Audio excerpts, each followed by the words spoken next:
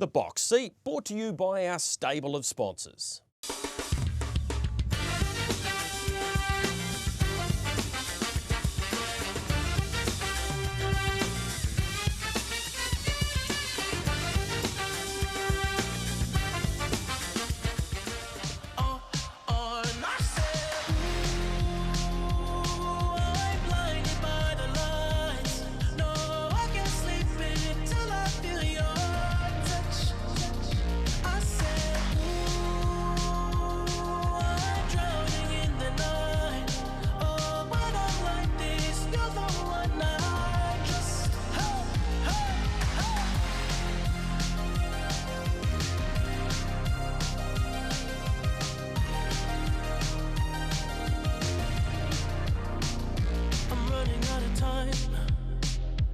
I can see the sun light up the sky, so I hit the road and overdrive, baby. It's Swayze for the Riverina boys, an Australian hero. Swayze won the New Zealand Cup by 3 lengths from a country. I can see clearly when you're gone, and I said, ooh, I'm blinded by the lights. No, I can sleep until I feel your touch. Hi everyone, welcome to the Box Seat. Yes, you've just seen some wonderful vision from the trackside team wrapping up at New Zealand Trotting Cup Day with IRT, of course, Michael Guerin. It's a big couple of days. Obviously the Tuesday enormous, Friday disappointing weather-wise, but it didn't detract from some of the outstanding performances on the track. Hi to you. Yeah, hi Greg, big hi to everybody watching this around New Zealand. If you're home from Cup Week, I hope you're rehydrating, and those watching it further afield, I know plenty of our Australian friends enjoyed it too, as they should, for obvious reasons. We'll get into those on this show, but what a great week for Addington and for Riccarton, and also for the Greyhound Code. All three codes played their role, Greg, but yeah, I thought it was outstanding. I thought Cup Day felt like a Cup Day from before COVID. I know we've had a couple of Cup Days since COVID, but it felt back to the old days. The weather was fantastic, which plays a major role. Reverse that for Friday. There's nothing we can do about that. We can't wave a magic wand and make the rain not fall from the sky, Greg, but it was a day which went so well for the favourites on the Tuesday, Greg. It was the twilight zone on Friday. It was one of those meetings where you knew halfway through, you thought, this is going to get weird. Not even I expected it to get quite this weird. Totally, Michael. So let's go back to the Tuesday, which was more favourable, and the IRT New Zealand Trotting Cup, the 120th running of the great race, $750,000. Here was the start, and the only ones really to botch it, Old Town Road wasn't great away, was he? And of course Republican Party rolling into an early gallop. After that, he was simply outstanding. The most important thing there though, Michael, the eventual winner Swayze got to the outside of Republican Party and, importantly, in front of Akuta. Look, it was a fairish start, so I'm not complaining. Here's the moves coming in the middle stages, and this is the winning of the race. Once Swayze got around, he was always going to get the lead. That was it. We see the horse who runs second, fall back on the outside of the green. But Greg, the second line horses were three-quarter running at the start, and I'm not sure whether that's good or bad, but whatever it was, it looked very strange, and I'm not sure every horse got exactly the same version of the start. That's the start of the race. Here's the end. By this stage, Gregory, it's over, and here's Matt Cross with the Cup for 23. Akuta can't reach him, then came Beach Ball, but it's Swayze for the Riverina boys, an Australian hero. Swayze won the New Zealand Cup by 3 lengths from Akuta. Third across was Beach Ball, and fourth between Moscow and American Me. Congratulations, Cam. What a remarkable horse, what a remarkable performance from him. Congratulations. Yeah, thanks, Greg. Yeah, I can't believe it's happened, you know. Had full faith in the horse, but you still got to have a little bit of luck, and you know, I was able to get him away safe, and he did the rest. He's an absolute powerhouse of a horse. He makes me look good. I've just got to point him in the right direction. He did step really good. He stepped all importantly in front of Akuta, and there was never any doubt that once you got the front, you were going to have your arch rival outside you. Talk me through the last 600 metres and where your confidence levels went to, because he just doesn't stop this horse. No, he was actually just pricking his ears, looking at everything. Obviously, he doesn't know Addington too well, but yeah, down the back, he just felt like he was full of running. You sort of just got to warm him up a little bit, and once he's in that top gear, he just keeps going. A boy from the Riverina coming to our biggest race. You won the Cowra Cup, which is about as country as it gets in New South Wales a couple of days ago. Now you've won the IRT New Zealand Cup. It's been an incredible 48 hours, but it's been more so an incredible couple of years driving for Jason Grimson. Yeah, I just can't thank Jason enough. Like, he's just a genius with the horses. Everyone around him sees how he, the job he does with the horses. He's just a dead set freak, and I feel so privileged to be in this spot to be driving these sorts of horses in these races. It's just incredible. Got a message for the family back home, mate? You've now taken out our greatest race. Yeah, hey, all the family, all the friends back in Sydney, and especially back in Junee. That's where I'm from, Uncle Trev. He got me going, and I know he'll be proud. The boy from Junee's just won the New Zealand Cup. Congratulations, mate. Thank you. Well, Michael, you said last week on our preview show what a gun Cam Hart is. He's so well respected Australasian-wide, not only just because of that performance last Tuesday, but the way he carries himself, how he presents himself and how he drives. You're a hell of a driver. I think when you see those really great young drivers, you can see when you see them sit in the cart. And as long as they can stay on the straight and narrow, not stuff up their life outside the cart, which Cam won't do because he's a smart kid, they're the ones who excel. And you see it with Dexter. I don't remember Tony and Morris when they were younger because they're a little bit older than me. But you saw it with A-Butt coming through, different driving style from Anthony. You saw it with Dexter, and Zach Butcher is the other young driver I came through and saw. Blair's turned out to be a great driver, but I think Blair wasn't that natural when he started compared to those two other names. And the second I saw Cam Hart, I thought, man, that kid's got it. And I've interviewed him a lot, Greg, over the last 3 or 4 years because his emergence has worked into a time I've been working a lot on Sydney radio. Always very polite, speaks a lot more like a jockey with that really polished view of things. So, outstanding horseman. I'm not sure he had to drive that horse that good because Grimson could have driven it himself, Jason, and I think it would have won. I mean, everybody thought the same thing before the race, Greg. Which one either of those two favourites got in front of the other was going to win. The one thing I would say post-race is he won so convincingly. Had Akuta got to the lead in front of him, there still might have been a slither, a 10% or a 15% where this horse might have outstayed him. But clearly it was past Akuta to outstay him. So well done to Jason, a remarkable record for him in the last couple of years. A shame we didn't get to see the horse on Friday and the free-for-all.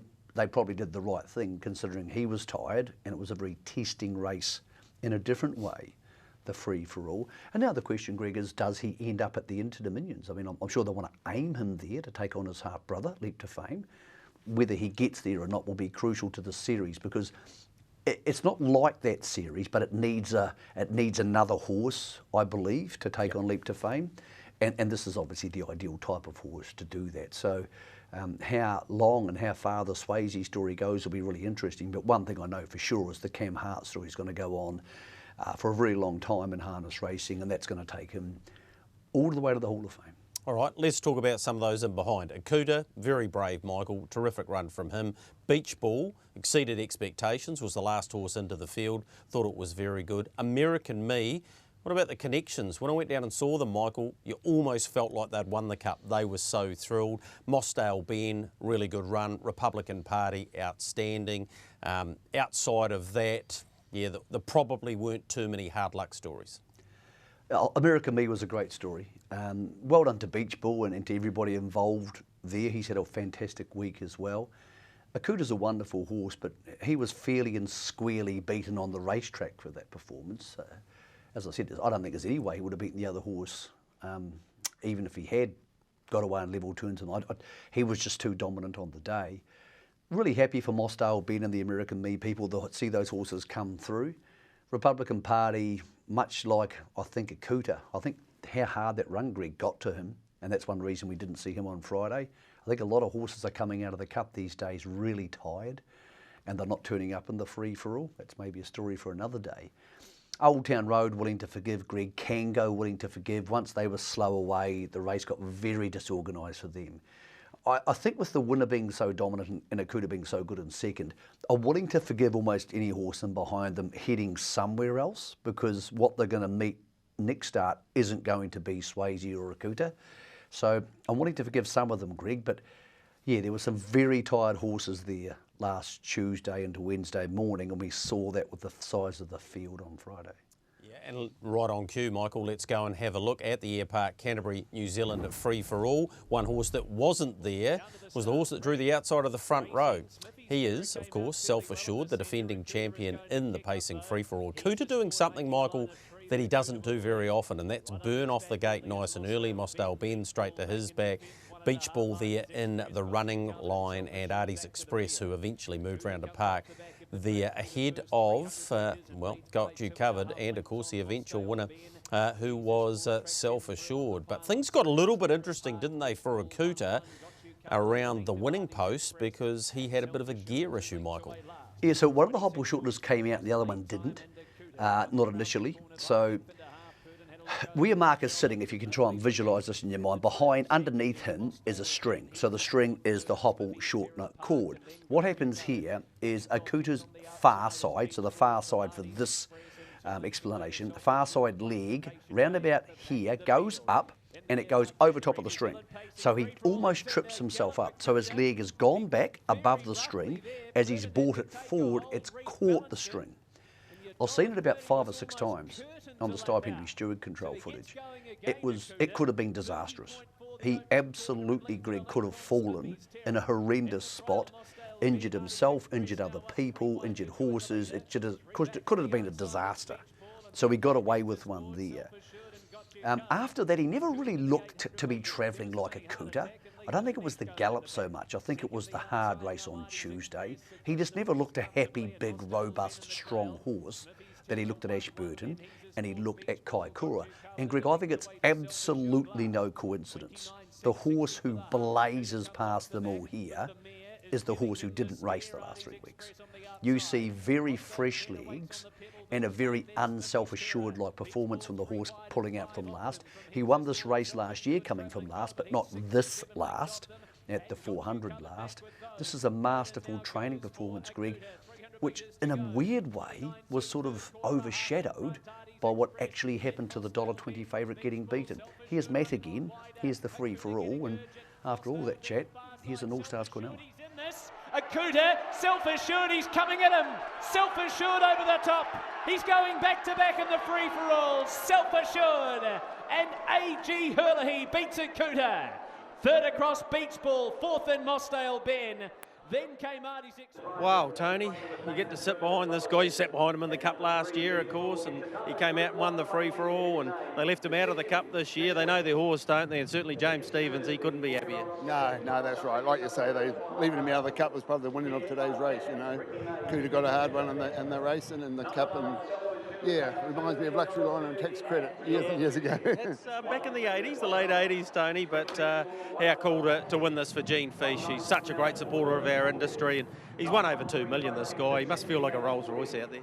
Yeah, and I've got to appreciate Gene and the team put me on, because I had a lot of bad luck with him. I hadn't won a race on him, and you know, and he had gone some great races without just having that luck to win, and today they set it up good for him, yeah. Still feels good winning these Group 1s, Tony, in weather like this? It's better than second, Greg. Absolutely. Congratulations, mate. Cheers, mate. Mark, he had his chance in front. He did, yeah. I don't normally just drive him like that, but from a one draw, it forces your hand a little bit, and just with the Aussie out, it was you know, sort of his race to lose. What about the top of the straight, though? How did he feel? He felt okay, but I knew he didn't have any gears left, so you know, I knew he'd get to the line, but it wasn't as if he had more up in the tank. Does that mean going forward that his best modus is not to be in the early burn early? Yeah, well, that's the way he has won most of his major races, Greg, and you know, I thought in the Cup he was given that perfect run that it would suit him too, but today it was the opposite, and you know, I just think it took its toll over the final stages. remarkably, you still won the race and you got Self-Assured back, and that's got to put a smile on your face. Yeah, well, he's just a wonderful horse, and you know, you can't really write him off as much as I probably from the draw he had. I thought the odds would be against him, but maybe the tempo of the race and just how it was run, it just suited him. And what about AG? He's had such a great association, not only with you, but obviously the entire family. But to get another Group 1 here at Addington Raceway for Tony's a big thing, isn't it? Oh, yeah, that's right. It's always good to have Tony on board. You know, your horse is going to get looked after and get every opportunity. So, no, wonderful to have him on board. So great to catch up with both Tony Herlihy and, of course, Mark Purdon there, reflecting on Akuta Michael, his 2 seconds. He went past $1 million. He's still an incredible horse. And, of course, on Self-Assured, going back-to-back in the free-for-all. He's the first to do it in quite some time. Monkey King, 09-10. And prior to that, you had to go all the way back to Rob Allen, who won 3 New Zealand free-for-alls in a row. So it's not done often going back-to-back in that great race.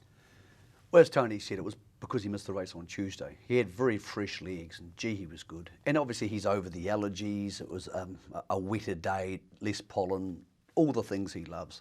So he'll still pick up his races, I would think, once he eventually comes up here, maybe for a last crack at the Auckland Cup and the race by Grins, races he's won before. So he showed us he's by no means a spent force, which is good because with Swayze going home, we need more depth in open class. Akuta was just tired. And he wasn't too tired to start. He was just too tired to perform to his best. And he got down on the inside marks. It was a bit gluggy down there. Obviously, the hopple shortness string incident didn't help. So, willing to forgive, more so than Self-Assured beating him. What's suggested to me Akuta has underperformed is how close Beach Ball got to him, Greg, because I wouldn't think at the stage of their careers Beach Ball would get that close to Akuta covering more ground than him. But he was also really good.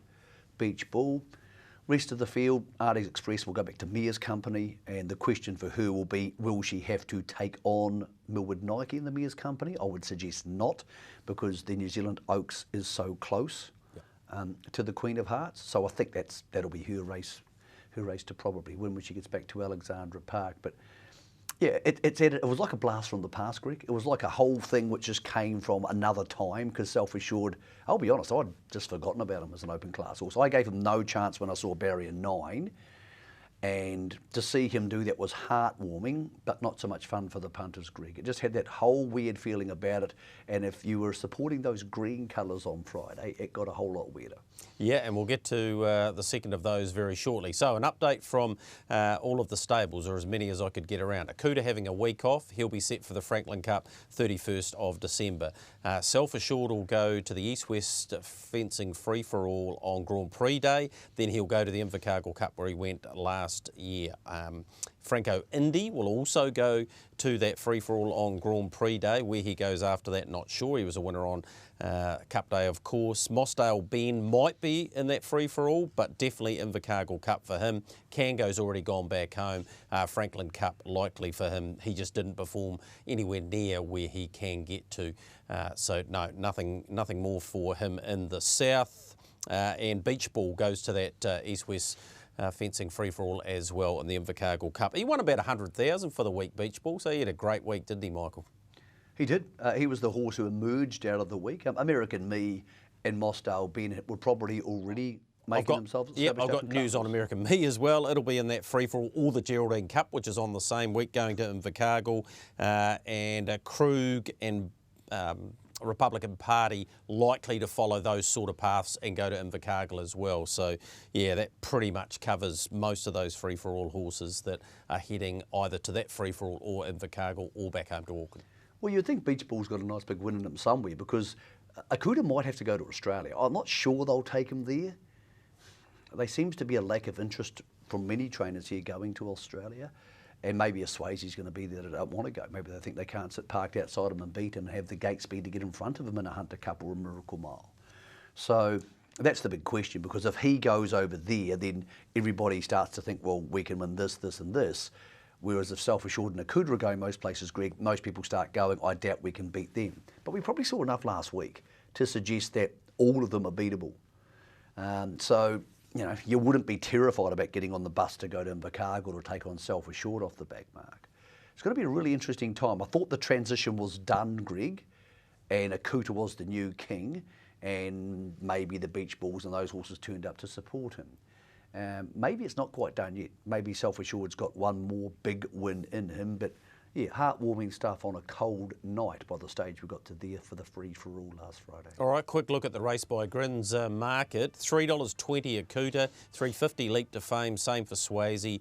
Millwood Nike, who would come up with an inside barrier draw, of course, $5. Catch a Wave, who was a very good winner on Saturday night, $8. Same price, Don't Stop Dreaming. Rock and Roll Do, second on Saturday night, $8. Old Town Road, the same. Self Assured, 11. Arties Express, 13. But I won't talk more about the Race by Grins market because Michael will tell you you're silly if you have a bet into that. You know, Greg, you raise a really good point. Entate and the TRB spent an enormous amount of money last week covering that carnival. An enormous amount. And it looked great. And people go, wow, this is cool. I like harness racing. What's the point of opening these markets and not giving people a fair crack? Now, if you're only betting to win people $500, there's no point having that market open. Just close it. Yep. I know you're not going to. And I'm not getting at the bookies. I'm just talking business sense. There's not a human being on earth who could predict the winner of the Race by Grins now. There's no one better qualified to do it than me, and I've got no idea who's going to win it. Yep. And neither do you, and it does anybody watching the show. Let people on to win $2,000 or $3,000 or $4,000 if you want them to be interested. Not everybody's going to bet to that level. I respect that. But saying to punters, I had a conversation with Luke Radich this morning, who's a very smart guy. Saying to punters you can only have your $50 on this in a futures market makes people go, this is not an interesting sport anymore. I don't like this. This is of no interest to me. Leap to Fame's my favourite horse. I want to back him. I can win $200. A lot of people don't care about that, Greg. And if you're not going to, there's no way you can lose money on that market. It's impossible. You just can't, because half the horses you mentioned aren't going to start, and I don't know if they're going to start, and if I don't know, those people don't know. No. And unless we're going to... So we've been off not having the market then, is that what you're saying? Because at the moment, there's 12 horses under $13. So well, it's just easy. Just let them bet to win a fair amount. Let them bet to win what the same amount we have for the Punter's Promise. What's possibly going to happen? Is someone going to sneak around 20 TRBs and back Leap to Fame to win $40,000 when they finally find out it's going to go? Because the second it's going to go, we're going to know it's going to be on Twitter. Let people have a bet if you want them to like harness racing, because there's no point giving them all the bells and whistles last week and then saying, nah, but you can't really bet on it heading forward unless you want to bet $20, because not everybody wants to bet $20, Greg. It doesn't make any economic sense to restrict it. No one's going to win on those markets more than the TRB can afford to lose. So let them have a dig. Entate's a big business. Ladbrokes are a big business. They know how it works.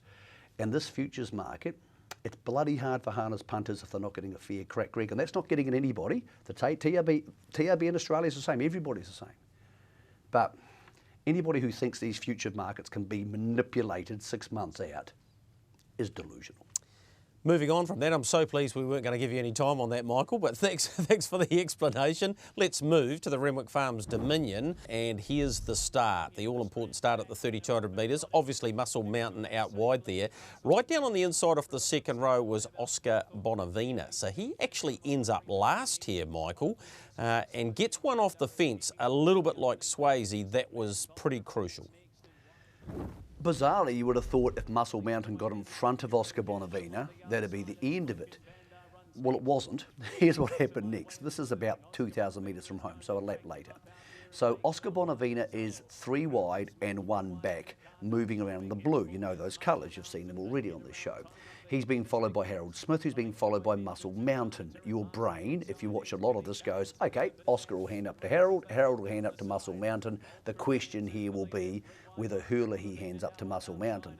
Then the plan starts to go awry, as they say.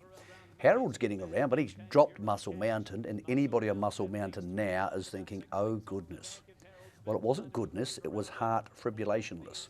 So, Greg, what's happened is, and anybody who watches a lot of racing could pick this, Oscar Bonavina's got the 1-1, and poor old Muscle Mountain's having an atrial fibrillation. So that means the heart gets out of its natural rhythm. Doesn't hurt the horse, he's fine, he just can't go on with the job. No different if you go for a run and your heart goes crazy and starts beating too much. So he drops out to a walk. He is no longer in this picture. Green horse gone, blue horse explodes. Here goes Oscar Bonavina, followed by Smokin' Bandar, and a very brave Resolve. And Matt Cross calls home another Group 1.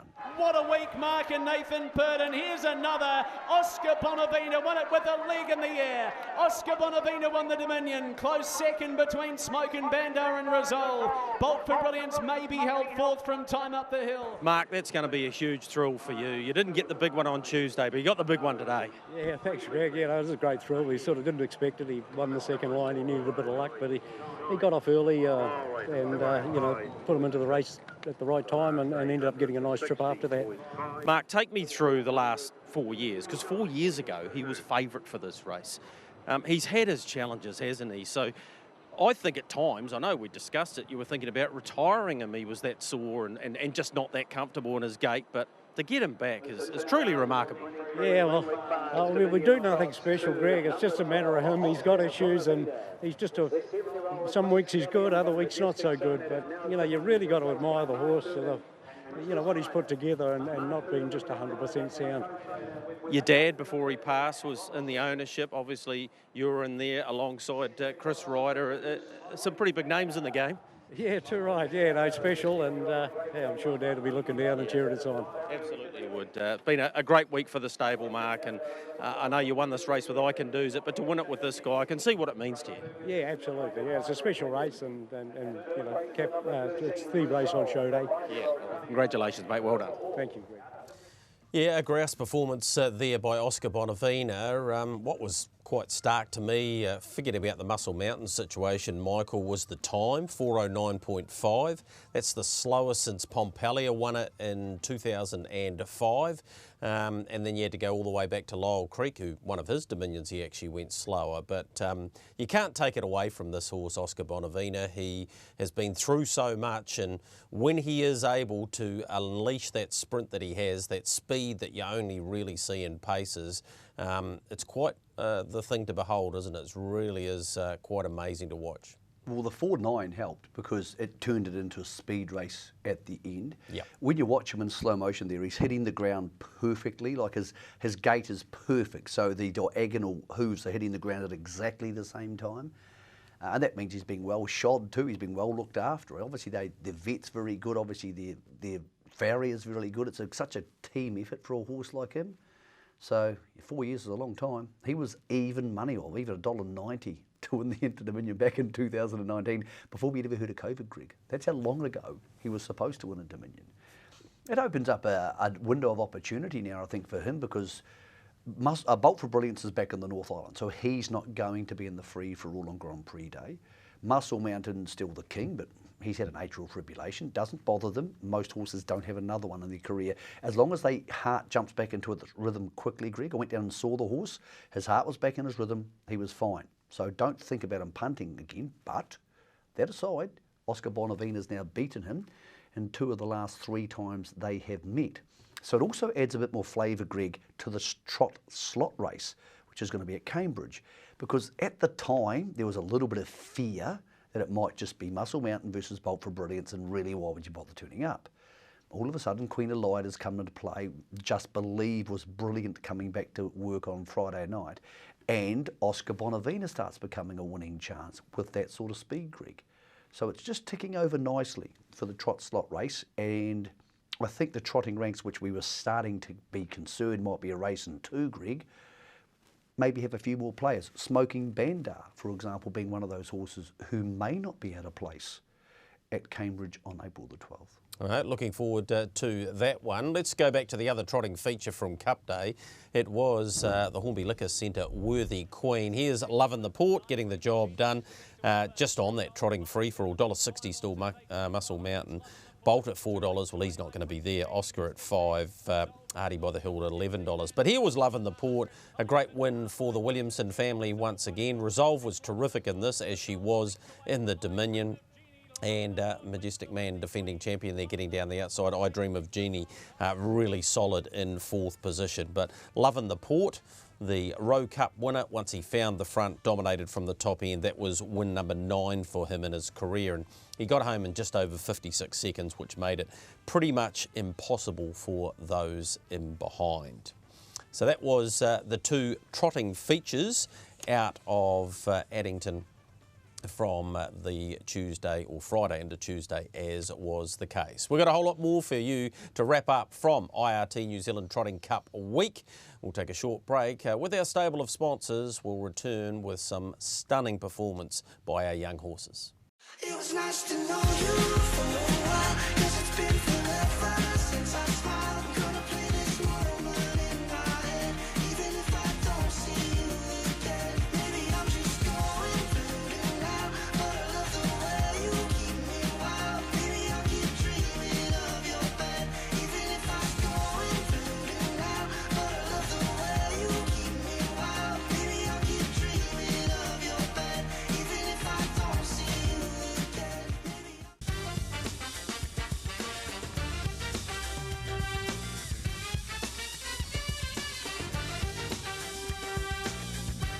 Welcome back into your box seat. Let's go to the 3-year-old pacing feature from Cup Day. It was the Neverly R Fillies final. The 3 big guns all in the fight as they turned for home. Widest out, of course, it was the unbeaten filly who had just come 4 wide round that final bend. Her name, Millwood Nike. Here's Matt Cross calling her home before we hear from Mark Purdon. 5 lengths from Mantra Blue, a princess with the heart of a warrior. 16 in a row for Millwood Nike, beats home Mantra Blue. Advanced Party runs third. Mark, this outstanding filly just continues on her winning way. What a performance from her, because she was never closer than 3 wide. No, that's right, Greg, and they were going some early. Like, I couldn't hold the back of Zach early in the race. Well, I didn't really want to, because I thought they were going that hard, and probably worked out good with the horse popping out in front of me and just giving him that cover till down the back. When you pop 4 wide, you must have been confident, Mark, because you don't drive them like that unless they're a Rolls Royce, and I think she is. Yeah, well, I think Johnny's filly was coming to the end of it then, and I thought, well, I don't want to lose any advantage. I might as well just take advantage of the position I'm in. And got some great owners involved in this horse, so much so that they offered Katie Cox a virtual driving fee for this horse in this race, and of course in the Oaks. Pretty special thing to do, wasn't it? Very special thing, very kind gesture, and it doesn't surprise me. They're all really good people, and they'd be thrilled to help Katie on her course. 154.1 mile rate, 3 wide off the track the whole way. She's some horse. Yeah, she's some horse, isn't she? Yeah, she's a free-for-all horse, no question about that, Michael. We knew that probably before Tuesday's winning performance. Her time of 2:20.4 is a New Zealand record. She actually went faster in the Ace of Diamonds back on Grand Prix Day last year, 0.1 of a second faster, but this was completely different, Michael, because she was off the track the whole way. Yeah, maybe she's the horse harness racing needs, Greg. I'm not saying she's going to be a Dormy, but she's as good a 3-year-old filly as a Dormy. And I don't say that lightly, because I love to Dormy. I've seen almost every good 3-year-old filly in the last 30 years, and she's as good as any of them, if not better than most of them. So she might be close to the best filly I've seen in Australasia. It's easy to cloud that, because you can think of what a Dormy did as a 4-year-old when she won a New Zealand Cup later in life, and she went 147.7. So we're not comparing that. We're comparing her 3-year-old performance. That was incredible. Spoke to Nathan Purdon about it. He said she's got a Dormy's staying ability, but the Captain Treacherous has given her the speed. So she's a hell of a filly, and no doubt she'll end up a very good mare. She'll probably have one start December the 1st into the Oaks on December the 10th, and that might do her. But yeah, looking forward to seeing what she turns into, Greg. I hope, with those owners, I think they will, I hope they let her race on for a couple of seasons. I know they won't retire her next season, but I'm talking into 4 and into 5, because when you think about it, I reckon she's as good as Chase the Dream. And if she is, or not Chase the Dream, Don't Stop Dreaming, sorry. Don't Stop Dreaming. I think she's as good as him and Merlin. And if she is, Greg, that really sets up that next wave of horses coming through. I'm really looking forward to seeing where she ends up, but she's a wonderful, wonderful horse. Yeah, she's $1.10 for that Oaks. Mantra Blue, $8. Thought she was really brave. And Artie by the Seaside, who led them up $11, but $1.10 if you want to back her in the Oaks. Chase a Dream is nothing short of staggering in this race. 30 metres off the lead with a lap to go. Gets to this point, Matt Cross says he's still in this, and he was right. The leader, Major Hot from Vesson. We walk by Faith. Cole Chisel, Chase a Dream. Major Hot hit the lead. Chase a Dream. He's flying with We Walk by Faith. They hit it.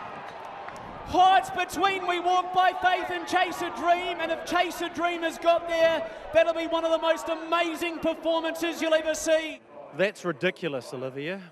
What were you thinking a lap to go? Because I heard Matt Cross say she will have to be Herculean with this horse to be able to pick them up, and he has. Oh, he was absolutely amazing. Like, I thought a free wide line would come sooner than it did, and it didn't, so I was like, I'm just going to have to start it myself, and I got a bit of cover down the back, which was perfect, and I honestly didn't think I'd won, but he just laid it all on the track. Second big Group 1 you've had in 12 months. What about the last 6 weeks? Rolling around with Coot and a couple of group races building into the Cup, and then you line up in a Sire Stakes, and the confidence marker Nathan had in you to put you on. You get the hardest draw to win from, and you come up with that. It's just absolutely phenomenal. I can't thank Mark and Nathan and all the owners enough for allowing me to drive, and I'm just glad to be able to repay the faith. This horse is well named. You told me earlier in the week you wanted to be in harness racing and chasing a dream, and you've just chased the dream and got a Group 1 on Cup Day. Oh, it's absolutely phenomenal. Like last year on Cup Day, it didn't go to plan for me, but to do this is absolutely amazing. And I can't thank Brian enough for letting me drive him again. 12 months is a long time in harness racing, and from hitting the deck a couple of times last year and getting a Group 1. One drive, one win on the day. Congratulations. I'm just so thrilled. Thank you so much. Yeah, massive day for Olivia Thornley, getting that win there. Just going back to Millwood Nike, Katie Carville bred. This one bred by Studholme Bloodstock and Brian West. And there's always a story behind these types of horses, isn't there, Michael? Couldn't sell it for $30,000, decided to get a whole lot of people in with him, and well, they've got the best going around, although the All-Stars are not totally happy with him at the moment. They have had a blood done, and whether he carries on or gets put aside for his 3-year-old year, we'll find out in the next few days. Actually, we already found out, Greg. Just got a text while that race was on from Nathan Purdon. He's out for the season. So he's in the market. He's a $1.60 favourite. Yep. So he is out of the Grand Prix meeting. He's going to miss the big feature race there. So look, obviously that took a bit out of him, and they're young developing horses. They've done similar things in the past. They've elected to miss races with horses, and it usually works out pretty well for the All-Stars. Really thrilled for Olivia. She's such a likeable young lady, and she's had such an amazing spring, and it doesn't seem to change her. It's not like she walks around with any sort of strut or arrogance about her. She's just a very pleasant person, and horses, I think, Greg, seem to run for her. So, yeah, I think it's given them an interesting sort of second or third string. I'm not saying they'll be putting on all bunches of horses, but what it's changed for me as someone who likes a bet is that when you see her now, you don't go, oh, okay, well, this has got less chance. You go, okay, she can pull this off. Doesn't get any bigger than Cup Day on a Tuesday, and she seemed very unrattled by the entire experience. No, totally, and he's a very, very good horse. I'm sure we'll get to see the best of him. It just shows you the respect they have for the horse, not pressing on for 3 weeks' time and keeping him for his 3-year-old season. Speaking of 3-year-olds, this was the TAB Junior Free-for-All, Don't Stop Dreaming. It got a little bit hairy for him early on, Michael. He got a bit rough in his gait before he found the front. See Art gets close. Merlin not quite up to his usual standards, but Don't Stop Dreaming is the $1.70 favourite for the Garrards Derby now. Michael, he deserves to be in that position. Merlin $4. Ahoka Connor, who won the last race on show day, $11, and Wagstar at 13s. But Don't Stop Dreaming is top of the pops at the moment anyway. Well, he's the next one off the conveyor belt, Greg. I mean, when the All-Stars are thriving, and Mark obviously took a step back during the middle of the year to work on his gallopers, but he's obviously, him and Nathan got their systems down pat at the moment. They just keep producing. And what we've seen last week are 2-year-olds, 3-year-olds and 4-year-olds all performing at their best. Well, this is the next one who will take that step next year. He'll take a step. Whether he ends up in the race by grins, I don't know. Just talking about Millwood Nike, it'd be tempting to get her for your slot for the race by grins because Gregory, she'd draw barrier 1. Yep. So this horse is going to end up in open class. It's just a matter of when they decide to push the button on that. With Self Assured and Akuta and potentially Millwood Nike, they have that latitude, Greg, to let that go a little bit longer. They might not need to put him in open class until 6 or 8 months' time, or even to next season. So, it'd be interesting to see if they dip his toes around Messenger Taylor Mile Time. Yeah, absolutely it would be. One of the undercard winners on IRT New Zealand Cup Day was this horse, Create Time. Moved around at the slowest part of the race, Michael, got outside What the Bell and really won nicely for horses only having its second start. Still undecided whether they go on to the Trotting Derby, but was excellent, I thought. Sonny Louis threw on the inside there, but no, too strong for them. 2 from 2, Kaikoura to Addington on Cup Day. Doesn't happen very often. Just on that, not as promised, 3-year-old going around the Breeders' Crown this week by Betting Line, trained by Graham Dwyer and to be driven by Nathan Dawson, has all but confirmed to be here for the Trotting Derby, the King of the North Trotting Derby on Grand Prix Day. That'll add so much to that. You got Gold Bullion, Confessional, Isolate, Walking on Sunshine potentially, Love Me Too. So yeah, having another Australian attend a Carnival will only add to that. But whether this horse, who won on Cup Day, gets there or not is yet to be decided. I put him on my picks last week, Greg, for the Herald, and then I took him out. I was like, what are you doing? Horses don't go from maidens to win then next grade up on Cup Day after one start, especially 2600, big crowd. This is ridiculous. Took him out, and he was just too good. So I got that wrong. On Confessional, Paul Nean said I had him checked out by the vet today after 2 gallops last week where he cost everybody a squillion. He said slightly sore feet. He might put leather under his shoes, a bit of padding for him, and he is definitely pressing on toward the Derby. But yeah, a lot of moving parts in that Derby, Greg. Great to have an Aussie coming here. And yes, that horse there from Ken Barron's stable, who had a hell of a week at Riccarton. He liked having a galloper during Cup Week. Yes, he'll add some depth to that, and if not in the Derby, Greg, he's going to turn into a lovely horse. Yeah, Lord Donovan, of course, bought as a jumper, 3-time winner during the week at Riccarton. So a massive week for Ken Barron. All right, let's move on to our Shangri-Lana. This is the last of our Group 1s we'll have a look at. In front here for Cam Hart, and well, dominates a horse that, well, we didn't think would be able to do that too in Coastal Babe, and I've got some news on that post-race from trainer Stephen Reid. But this was our Shangri-Lana, closely related to Rock and Roll Do, who we had at the Carnival last year, and Cameron Hart doing the business again. Madrid wide out, enormous run from it. Here's Matthew Cross bringing them home in the Dunstan Horse Feeds Sire Stakes. Treacherous Love running on. Madrid is jumping out of the ground. Our Shangri-Lana. Madrid and Treacherous Love coming. Coastal Babe can't reach them. Our Shangri-Lana. Madrid is driving hard but won't get there. Our Shangri-Lana. Group 1, Steve Dolan. Beat home. Madrid third across was Treacherous Love. Group 1, Cameron Hart in front, and you were determined to stay there. And I suppose Steve must have given you the confidence to do that. Yeah, he definitely did. He really likes this filly, and yeah, I sort of asked him what he thought beforehand, and he was full of confidence, and yeah, just warming her up. She's such a big, strong filly, and I thought I'll give her a shot, and hopefully she's good enough. Well, she certainly was. She looks strong all of the way. She's from a really good, strong family, though, Rock and Roll Do and the like, so it's not probably surprising. No, that's right. She's well bred, and you only got to look at her. She's got a lot of presence out here on the track, and yeah, it's a big thrill. It's a great example of what can happen in racing. I know this horse was under offer and failed the vet, so, you know, a couple of weeks later, comes out and wins a Group 1. It just shows you it's a great leveller, isn't it? Yeah, for sure. You know, it's probably worked out for the best now, so that was a great result for Steve and I reckon you might want to come back to this Carnival again, because a Group 1 IRT New Zealand Trotting Cup followed up by another Group 1 on show day. It's not a bad country, this, eh? Yeah, I'm loving it. I might not go home, but no, in all seriousness, yeah, I've been fortunate enough to have a lot of great opportunities this week, and yeah, it's pretty unreal, to be honest, and just nice to get a good result for a few of the Kiwi trainers while I'm here. Congratulations, mate. Well done. Thank you. Steve, Group 1 Steve Dolan, how good? Oh, so exciting. Oh, I'm so stoked. It's been a bit of a rocky road getting you here, and you can tell I've lost my voice a wee bit. You obviously gave Cam some pretty clear instruction that you felt she was in the right sort of zone to lead all of the way, because that's not easy out there today. When it comes to the driving, I don't tell Picasso how to paint. I just let him do his thing. And I said, you choose how she feels, and that's the best way to do it. I just do my job as the trainer, hand the reins over and say, like, she's ready to go. You choose how you want to drive her. And so it's his decision to lead today, and I'm not unhappy with the result anyway. No. I'm pretty sure she was under offer and something with the vet, failed with the vet. Well, it's remarkable how it can turn out sometimes. Yeah, it's a twist of fate, isn't it? And it's it's a great twist of fate, this one.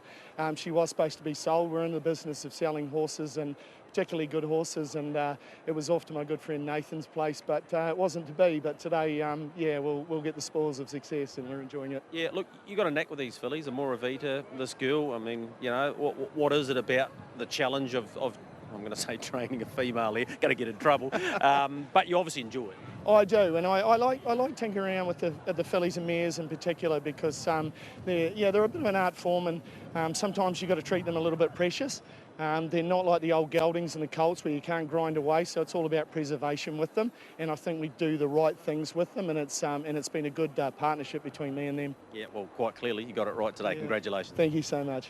Yeah, bred by John McKenzie, who has continued to race this horse. Big win from her, Michael, with only less than a handful of starts in her career, but she was too good. Obviously, Coastal Baby, we didn't see the best of her. I spoke to Stephen Reid about that. He said an ulcerated epiglottis, essentially, that can be treated just with some powders, is out of Grand Prix Day, so there's another one that was well in the market. No problem though, she'll come back. And he said as soon as they went off the gate, Stephen thought things are just not that good, and he checked afterwards with Cam Hart, coincidentally, to see how she was breathing, and it wasn't the normal breathing from a horse sitting in behind you. So yeah, disappointing from that point of view, but she'll be fine after that. Yeah, I thought the same thing. I watched the start of the race, and when she didn't cross, I was like, ugh, I don't know that much. I didn't bet in the race, but I just was looking at the favourites, you tend to do. Yeah, she was in trouble a long way from home. Winner was great. Cam suited the horse. I think liberating it and keeping it up to the mark helped Greg. Second horse, really good. Have absolutely no idea how good this crop is. It's a crop's had lots of moving parts and unlucky horses. I thought Coastal Babe was the best of them. Maybe I'm wrong. I think it's going to be survival of the fittest, Greg, to get to the Grand Prix Day. And I think we're seeing that a lot. These horses are running so hard in some of these races that December is starting to feel very late in the season for them. And that's by no means criticism of Grand Prix Day. It's going to be a great day regardless.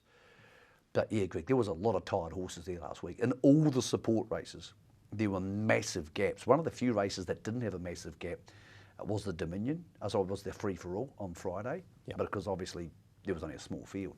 But when you go back through those other races, Greg, man, there were some big gaps. And there's just a lot of horses who, after Ashburton, a couple of Addingtons, and 55 halves, Greg, are tired. So I think a Barry Purdon type bloke, he said he's taken home all his 2-year-olds and his 3-year-olds. Yep. They've gone back home, and he won't be the last one. So there'll still be some really good winners on Grand Prix Day, but just those markets, punters, be very careful. Just be careful about who you are betting, and try and be alert and keep up with IRT NZ or on the show to work out who's going where, because there's some big names you've just heard already in the last 45 minutes who aren't going to be there. Yeah, and just on one other big name, Manhattan, who took out the Bob McArdle heading north, will take on those same trio of races, including the Queen of Hearts on the 15th, and she'll get her chance to get Group 1 glory. Right, wrapped up the 2 days. What about the figures? Because a lot of people were interested in this. Michael, one less race on both Cup and Show Day. Very strong turnover, virtually the equivalent of the previous year if you take into account that race, but over $10 million again. More importantly, the GBR from the 2 days, an increase of $1 million in revenue for the industry. They are terrific figures. Yeah, they're huge, and it's becoming increasingly hard for Show Day because Riccarton on Saturday is becoming so big, Greg. And also a lot of people are just tired, Greg. It's a bloody exhausting week. Socialising aside, going to the races is a tiring business. You and I were discussing it earlier today. I think I worked 15 kilometres on Tuesday, just working. And I'm not wearing high heels. So I think it's a really tough week Michael? for people. Yeah, well, not at Cup Day. But yeah, look, the Friday obviously was affected by the weather. Still, a lot of people stay home to have a bet. We also had great coverage on Sky in Australia. They took a lot of our coverage, and therefore the Australians bet into it. So I thought it was a fantastic week from Addington. There's nothing they did or didn't do which made you go, oh, really? You know, they did the best they could do at every possible metric, and they can't control the weather, Greg. I think it would set them up really nicely for the Grand Prix. I think everybody now needs to take a breath, Greg, and go, right, what are we going to do next? Because the Grand Prix will be upon us very, very quickly. But yeah, I thought it was for Brian and the whole team there. Personal thanks to Brian Rabbit. He looked after me really well during the week. I had a lot of work things going on with radio and stuff, Greg, and he gave me a space to get all those words into Australia and into the Herald and everywhere else. So lots of people did a really super job, Greg, and yeah, I think lots of them deserve to catch their breath, but not for long. Before you know it, the Inter-Dominions are going to start in a couple of weeks, albeit with not a huge Kiwi flavour. And then that Grand Prix, and then we're back up to Auckland, Greg. As you said, Akuta turning up on 31st of December. And of course, Southland have their huge meeting before Christmas. So on we go. Yeah, absolutely we do. Brian Rabbit actually saying to me this morning, Michael, this is the first Monday since March, the start of March, that he hasn't taken nominations. So no races at Addington this week. So it's certainly been a heck of an effort from all involved. You spoke about Grand Prix Day. What about the winner of our competition? Dennis Moore from Auckland has picked up that for him and 3 mates to come down, stay at the Commodore, come to Addington, be looked after by Addington Raceway, and of course it's all flights, all courtesy of our friends at Entain TAB. So thanks to everyone who entered that comp. We'll have another one as we build to the race by Grins. Short break, other side, have a look across the Tasman, talk about some of their performances over the weekend, and we'll look forward to where you can go harness racing this week in New Zealand.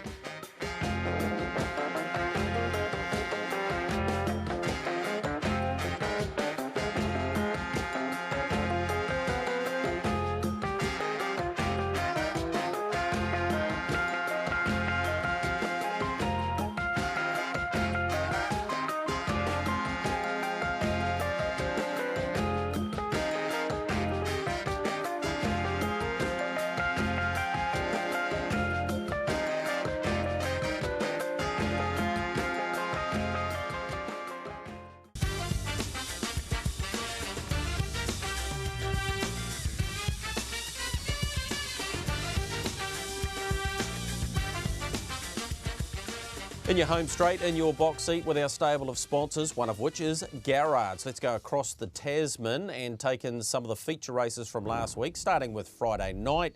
Michael, here's Just Believe. Well, the surprising thing is paid about $5.50, but that's outside Queen Elida, so maybe that's not surprising. Yeah, he was super fresh up after being to Sweden and back, and he trotted beautifully, beats Queen Elida.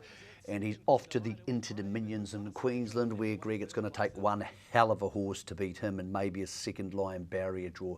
He might have come back better, Greg, and he might be the best trotter in Australasia. I guess, I hope, we'll find out if he comes for the trot slot race here, or Muscle Mountain goes to the Great Southern Star. Here's a horse we know well. Mark Dan once came to the race by Grins and got absolutely panelled, but he loves Australia and he loves leading.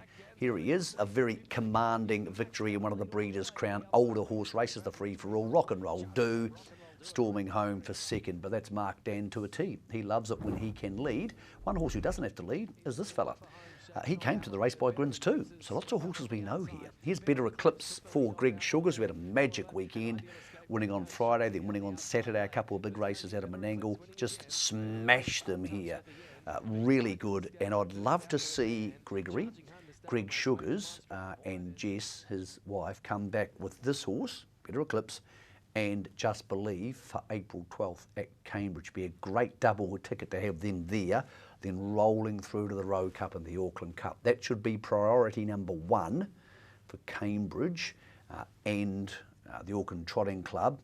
Leap to Fame also in those priorities, but getting 2 for 1, Greg, would be awfully tasty. We should be subsidising those sort of horses to come, dollar for dollar back. Best money you could spend, as we saw last week with the eyeballs Swayze bought with him. Yeah, totally. $2 Just Believe to win that Inter Dominion, Queen Elida $3.50, Olivici $4, and Leap to Fame $2. Swayze still $3 in the market there, whether he goes, and Rock and Roll do $8.50. Inter Dominion start the 1st of December. What about the map? Let's have a look around New Zealand, see where you could go. Rangiora, they race a twilight meeting there on Wednesday, 9 minutes past 3. That will get underway. Invercargill Thursday, another twilight meeting there, 9 races, 2:07 the start time for that. Manawa 2 also race on Thursday. They have the 8-race program, 5:29 the first of those. Alexandra Park race Friday, 5:27. They will kick things off there. And Timaru, it's a big day for them. Nursery Stakes Day, it's tough. Always Be Cocky. Major Hot, who was 3rd in the size, goes round in that. And Motokarara race on Sunday, 12:08. And of course, it is Timaru Cup Day. Alta Meteor and Wheels of Fortune and the like go round there. Michael, been a marathon week at Addington. Greg, now we not roll finished things yet. on. We're not I have finished. one more piece of information for you. The Yes. recent 2-year-old trotting winner, Head Em Up. Yep. Hot favourite for the Ace of Clubs, the big trotting race at Grand Prix, has been sold.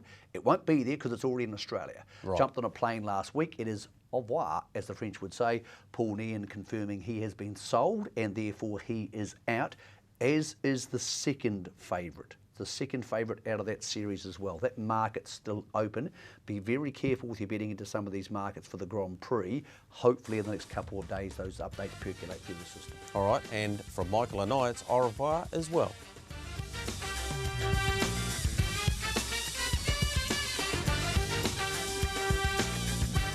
The Box Seat, brought to you by our stable of sponsors. Harness Link, for all your worldwide harness racing coverage. Brecon Farms, New Zealand Bloodstock Standardbred. IRT, it's your horse and our passion. Garrard's Horse and Hound. Lincoln Farms, Renwick Farms, Harness Racing New Zealand. The clubs, Auckland, Cambridge, Addington and Ashburton, and the TAB.